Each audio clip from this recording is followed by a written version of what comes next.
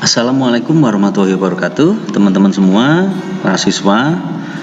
Berikut akan kita sampaikan atau kita tunjukkan contoh bagaimana menyusun laporan praktikum.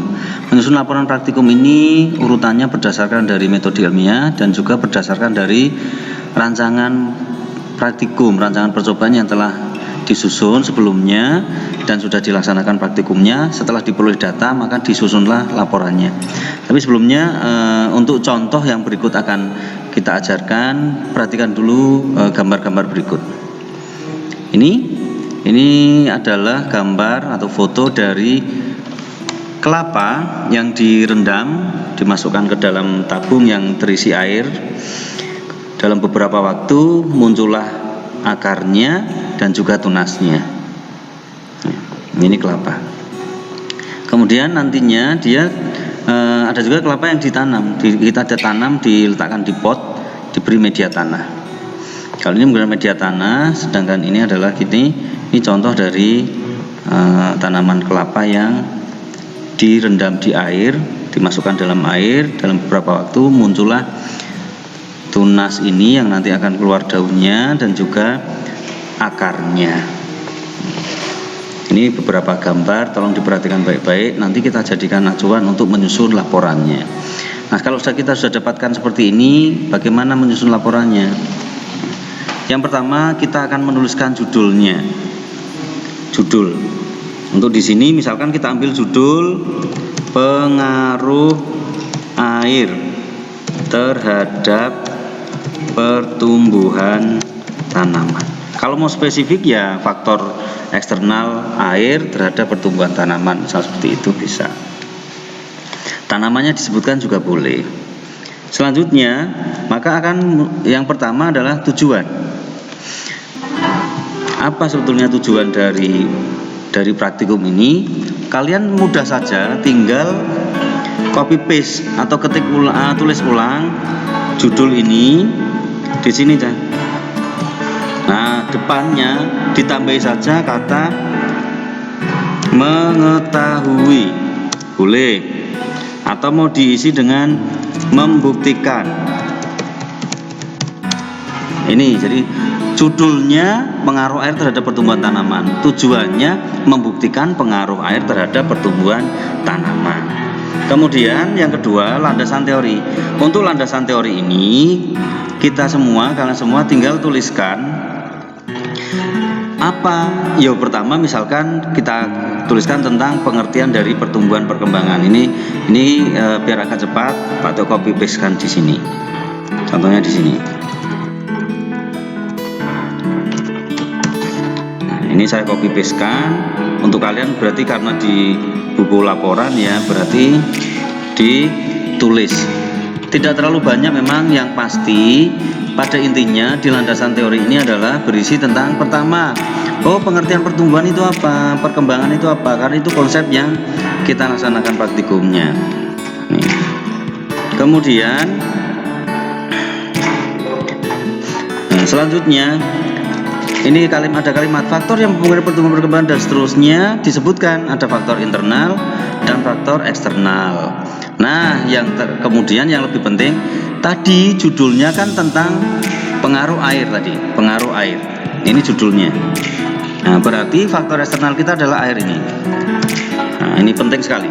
Maka di landasan teori kita harus munculkan. Nah, kita uraikan air itu peranannya apa dalam pertumbuhan perkembangan itu. Kalau kalian mau menuliskan penjelasan dari faktor-faktor yang lainnya boleh, tapi tidak usah terlalu banyak.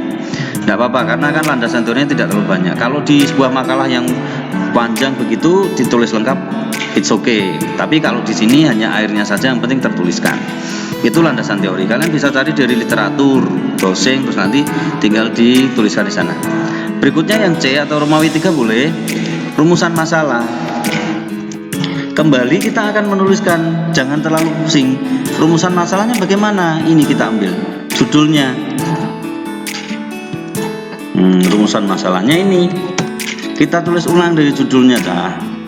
Nih. Nah, judulnya tulis ulang, di depannya ditambahi dengan apakah. Tuh, atau mungkin dituliskan dengan bagaimanakah. Bagaimanakah pengaruh air terhadap pertumbuhan tanaman? Ini rumusan masalahnya. Jadi ini adalah judulnya tadi. Ini kan judulnya tadi. Nah, setelah rumusan masalah adalah variabel penelitian. Nah, variabel ini kadang teman-teman dari pengalaman itu masih agak kesulitan menentukan variabelnya. Kita ingat variabelnya ada berapa? Ada 3. Variabel bebas, kemudian variabel terikat, dan variabel kontrol. Nah, yang pertama variabel bebas. Variabel bebasnya karena ini masih praktikum sederhana untuk kalian juga, kita ambil satu saja, kita pilih. Tadi judulnya pengaruh air terhadap pertumbuhan tanaman, maka variabel bebasnya pasti adalah, kalian semua tahu, yaitu variabel bebasnya adalah air. Ini berarti air dalam artian apa?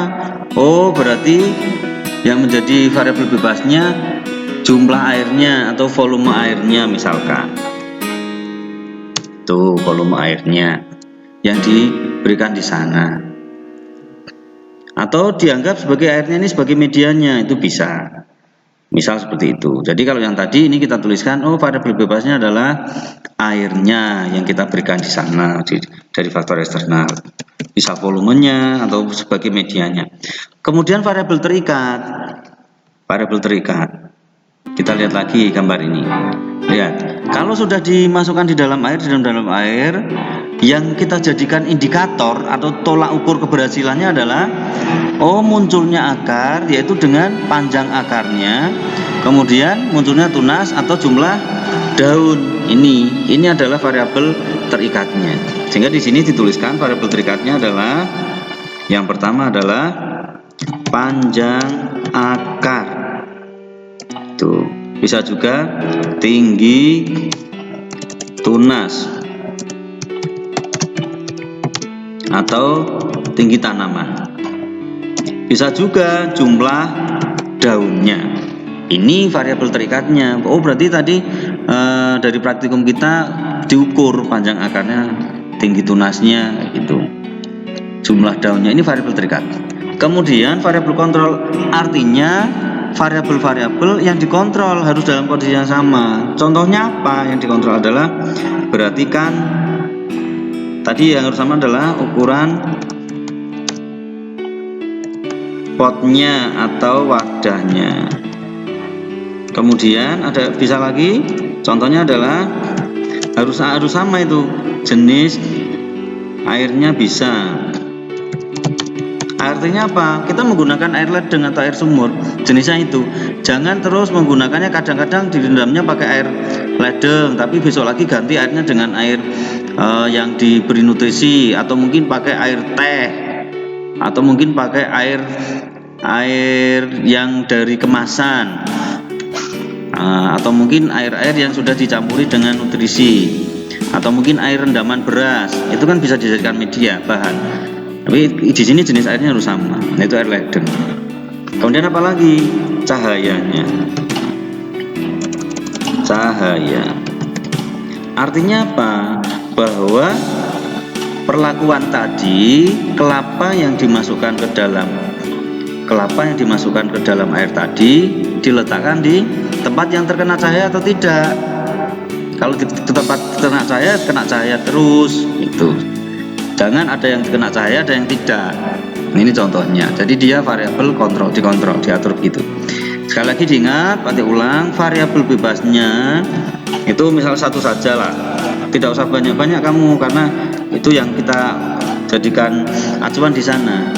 Variabel terikatnya apa yang menjadi akibat dari perlakuan variabel bebas itu. Kemudian variabel kontrolnya bagian-bagian komponen yang dibuat sama.